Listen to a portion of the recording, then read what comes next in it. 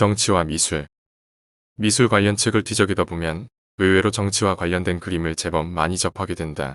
고대 원시시대에서야 물론 정치라는 괴물이 출현하기 전이었으니 그 시대의 미술이라고 할 벽화는 그저 사냥하는 그림이 고작이었다.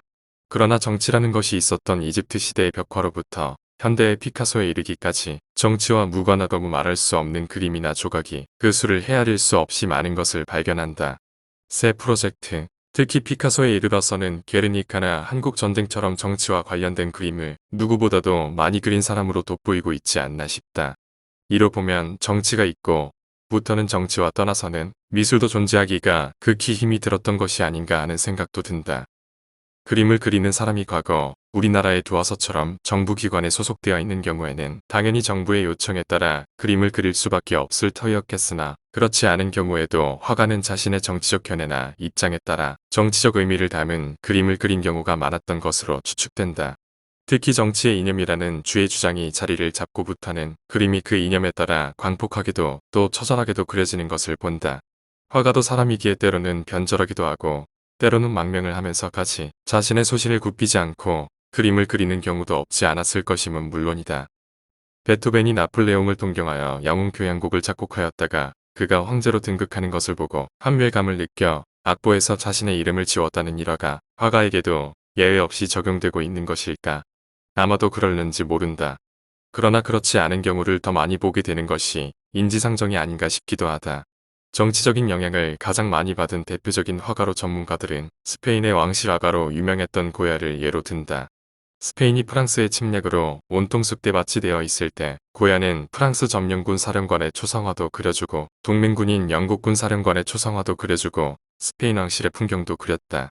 말하자면 닥치는 대로 소신 없이 시류에조차 그림을 그렸다는 얘기다.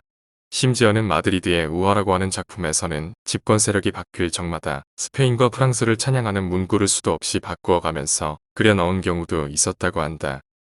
베토벤이 어느 날 갑자기 음악가에게는 생명이라고도 할 기가 서서히 어두워지기 시작하는 불운을 뛰어넘기 위해 그의 대표작이라고 할 위의 곡을 작곡한 것처럼 화가 고야의 경우에도 47세의 귀머거리가 되고도 한참이나 지난 다음에야 비로소 그의 대표작이라고 할 1808년 5월 3일이라는 작품을 발표하였다. 이런 점에서 보면 둘은 엇비슷한 면이 없지 않다. 그러나 베토벤은 영웅이 독재자로 변하는 것을 보고 자신의 붓대를 집어 던진 것과는 반대로 고야는 그림의 대상이 바뀌거나 말거나 자신의 화필을 더욱 굳게 잡고 정세가 요구하는 대로 그림을 이리저리 그렸다는 점에서는 정반대의 인물이다. 고야의 변덕스러움 못지않게 변덕스러운 화가 한 사람을 더 예로 들라고 한다면 프랑스 당대 제1의 화가 다비드가 단연 으뜸이라고 할 것이다.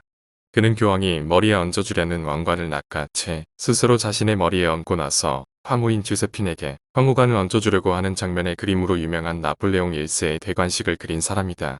그는 화가이면서도 자코뱅파에 투사하여 왕정타도의 선봉장으로 루이 16세의 사형에 찬성표를 던진 프랑스 혁명의 열렬한 지지자였다. 말하자면 왕당파에 대한 적대자요 공화주의자였다. 그러기에 그는 미인으로 소문난 왕비 마리 앙투아네트가 단두대로 끌려가는 장면을 그렇게 초라하게 묘사할 수 없을 만큼 단순화시켜 스케치한 사람으로도 유명하다. 위에서 아래로 떨어지는 단두대의 칼날이 혹시나 미끄러질까 두려워서였던지 목 주위의 머리카락은 듬성듬성 잘라져 있고 머리 위에는 어울리지 않는 번거지가 씌워져 있다. 머리를 꼿꼿이 세우고 팔은 뒤로 묶인 채 눈을 감고 있는 왕비가 허름한 진마차에 실려가는 모습이 어쩌면 그렇게도 처량하고 비참하게 이를 데 없이 보이는지 모른다. 그러면서도 한편으로는 빳빳이 고추 세운 턱으로 하여 도도한 반항과 고고한 왕비다움도 함께 그려내고 있었다. 아무리 나이 38살의 예쁜 왕비였다 하더라도 단두대로 가는 허름한 진마차에 올라탄 모습이야 어떻게 그려도 예뻐 보일 리는 물론 없다. 왕비의 모습이야 당연히 초라할 대로 초라한 모습으로 그려져야 옳을 일이었다.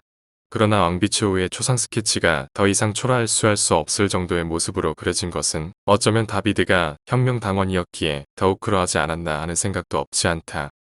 게다가 왕비로서의 자존심을 끝까지 지켜내려는데 목을 꼿꼿이 세운 모습까지 그려낸 것은 죽어가는 왕비에게까지 민중의 분노를 유발하려는 의도도 없지 않았을 것으로 보여진다. 스페인의 고야가 안달루시아 여행 중에 귀머거리가 되었다는 바로 그 해인 1792년 10월 프랑스 혁명재판소가 마리 앙투아네트에게 내린 제목이 국고탕진과 음란이었으니 혁명당원으로서 왕비에게 느끼는 감정이 얼마나 혐오스러웠을까는 짐작하고도 남는다. 혁명을 찬양하고 왕정의 부당함을 표현하기 위해서는 당연히 취한 모습의 왕비와 반성할 줄 모르는 왕비의 모습이 함께 그려졌어야 했을는지 모른다. 마찬가지의 입장에서 그는 한 혁명가의 암살은 왕비의 처형과는 정반대로 단순한 죽음이 아니라 혁명을 위해 목숨을 바친 순교자적 의미로 받아들여졌다. 따라서 그 죽음은 숭고하고 아름다움의 극치로 표현되어야 했다. 가장 터전하면서도 높은 이상이 깃들여 있는 품격 높은 그림.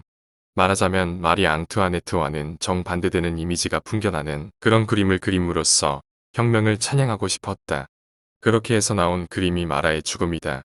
미켈란젤로의 피에타에서 보이는 예수와 같은 모양의 그림 말이다. 그는 로베스피에르와 함께 잔을 높이 들어 죽음도 함께할 것을 맹세한 혁명동지이기도 하였다. 그러나 그토록이나 함께 혁명을 완수하자고 맹세한 동지가 반대파에 의해 공포정치를 한 범법자로 몰려 처형당하였다.